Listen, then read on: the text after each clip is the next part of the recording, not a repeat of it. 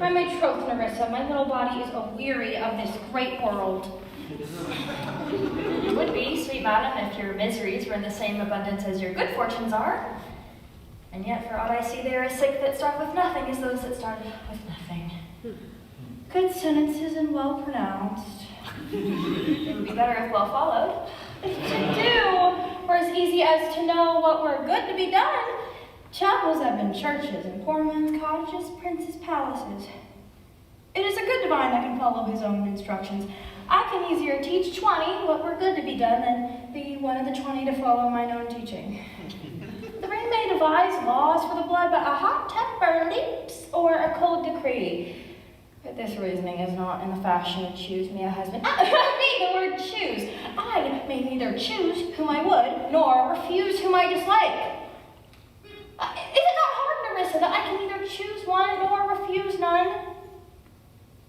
What warmth is there in your affection towards any of these princely suitors that are already come? I pray thee, ordain them, and as thou namest them, I will disguise them, and according to my description, level up my affection.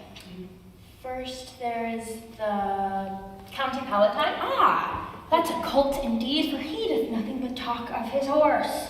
And he makes it a great appropriation to his own good parts that he can show himself. I am much afeard, my lady, his mother played false with a smith. Then there is the County Palatine? He doth nothing but frown, for as to say, if you will not have me, choose. He hears merry tales and smiles not. I fear he will prove the weeping philosopher when he grows old, being so full of unmannerly sadness in his youth. I'd rather be married to a death's head with a bone in his mouth than to either of these. God defend me from these two. How say you by the Lord Monsieur Le Bon? God made him.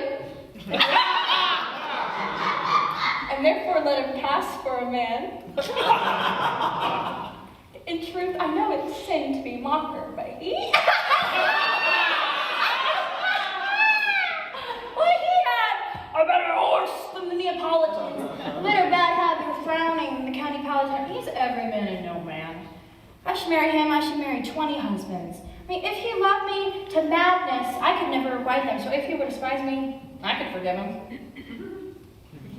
Fear not, sweet lady, the having any of these lords. They have acquainted me with their determinations, which is indeed to go return to their homes and bother you with no more suit, unless you may be won by some other sort than your father's imposition, depending on the caskets. If I live to be as old as Sibylla, I will die as chaste as Diana, unless I be obtained by the manner of my father's will.